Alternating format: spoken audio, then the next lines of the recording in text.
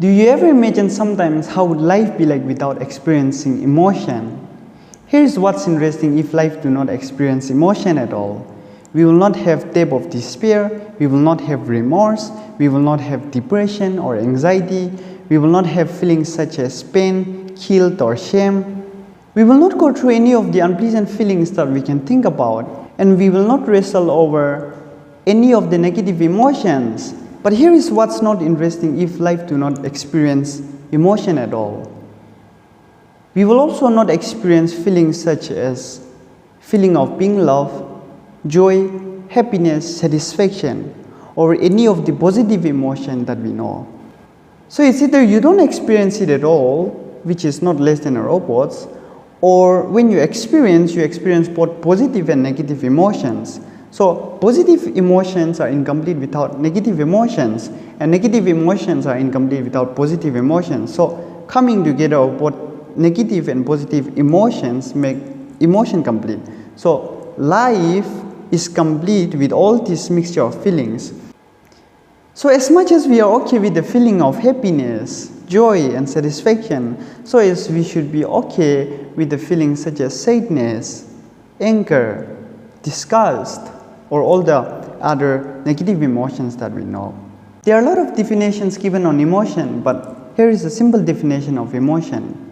Emotion is a mixture of feeling that consists of both physiological and cognitive elements that influence our behavior. So when we have to talk about emotion, our thinking, our cognitive process, our thinking and our physiological expression and reaction, these three becomes inseparable. So to understand emotion, our physiological reactions and responses are necessary to understand and look upon. And also our cognitive process, our thinking process is also another integral part of emotion. So all these three comes together and will give us a proper understanding about emotion. Different studies suggest different things when it comes to both basic and complex emotion, but here are some of the basic emotions that we can consider. There are 5 basic emotions, that is happiness, sadness, anger, fear and disgust, and some theories and some studies would even add more. But these are some of the basic emotions that we can consider. So we all go through happy feelings, we all go through sad feelings, we all go through disgust feelings, we all go through fearful feelings and anger. So all these are the base, all these are the basic foundations of understanding emotion, and more complex emotion comes in later.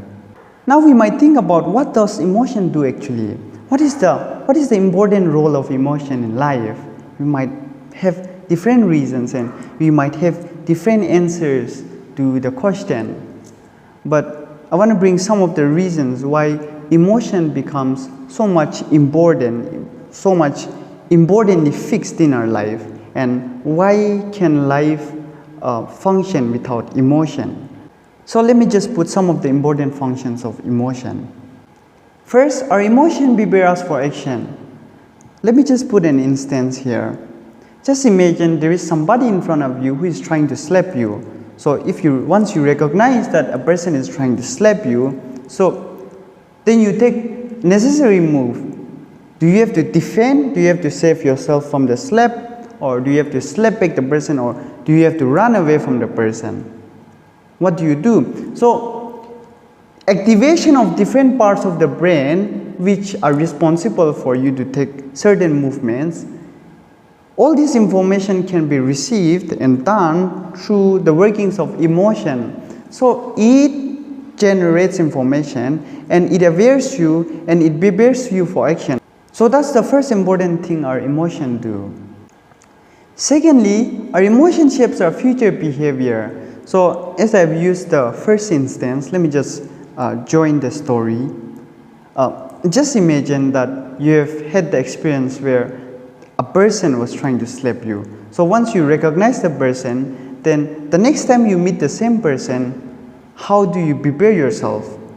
Like there will be a behavioral change in you. So do you want to go close to the person? Do you want to stay next to the person? Because The first time you met the person tried to slap you. So what do? Like, is there any necessary moves, or is there any necessary things, or is there any necessary awareness that you have to put upon yourself so it shapes your future behavior?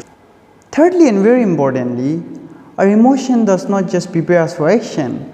Our emotion does not just shape our future behavior, but it also helps us interact with other people more effectively. So how do you understand the other person properly? It's through emotion. How do you know that the other person is happy? It's through emotion, right? Expression of emotion. How do we know if a person is unhappy or angry with something or with you? So it's through expressing the certain emotion. Just imagine a situation where we are interacting without emotion. That's never going to work. It's an impossible thing. And so to interact with people more effectively needs emotion. So what helps us interact with people more effectively is through our emotion. You share your emotions out, you share your happiness, sadness, you tell people if you are angry, and people understand if you are angry or if you are happy. So our interaction with other people becomes more effective. So these are some of the important functions of emotion. Now let me just quickly talk about some ways to understand the level or the degree of our emotion. This is something interesting. We know that we are angry, but to what extent we are angry? What's the degree of our anger? We are happy, but how happy we are? That's the question to answer. So if you are sad, how sad you are? So it is very much important to understand and recognize the level or the degree of emotions that we are experiencing or somebody is experiencing. This might not be so much accurate, but let me just hear you. The first way to understand or to recognize the level of our emotion is by observing our physiological reaction. So you want to know the level of your emotion, or you want to know the level of somebody's emotion, just observe his reaction to certain situation. Let's put it this way. A person is angry with the other person. So they argue, right? But if the person suddenly jumps over and then slaps the other person, then it shows how angry he is, right? So our physiological reactions and our physiological response towards certain situation is a good way to understand the level of our emotion. Suppose in your joyous moment, you don't simply sit like this and celebrate, right? You want to call friends, you want to jump, you want to shout. You know, there is a huge smile in your face. So your physiological reaction or response to a certain situation is a very good way to measure the level of your emotion. That is first. Secondly, language is a very good way to measure the level of our emotion. The language that we use, the words that we use. Let us use another example. Let's say a person is sad, right? There will be different usage of language in expressing the emotion. Let's say, I'm not okay today, so I'm not okay, right? I'm sad, which is a little more worse than being not okay. So I'm sad. I'm totally broken. So the usage of language also shows how emotional you are at the moment, and therefore we should be very much careful with what language do we use. We should be very much careful in choosing words. So these are two important ways to measure the degree or the level of our emotions. Now let us quickly talk about how our emotion activates our brain. So there are different studies that shows different emotion activates different portions or different parts of the brain, which is very much interesting. So let us quickly look on it. Firstly, hypothalamus. This portion of the brain regulates our emotion, which further also regulates the level of our emotions, such as pleasure or sexual desire or anger or aggressiveness, it stimulates the release of certain hormones that regulates the level of our emotions. So this is what hypothalamus does when it's activated. Next we have cerebral cortex. Some research found that happiness was related to reduce in the functioning of cerebral cortex, and in contrary, sadness increased the functioning of this cerebral cortex. So it's like, since we know that cerebral cortex has so much to do with our thinking, our cognitive functioning. So when we are happy, we don't think much, but when we are sad, we think a lot, we overthink. So there is that functional difference when we are happy and when we are sad. On third, we have amygdala. Some of the new research found that amygdala is highly responsible and plays an important role in experiencing emotion. And amygdala shapes our future behavior, the future behavior that we were talking about in the important functions of emotion. So amygdala shapes our future behavior.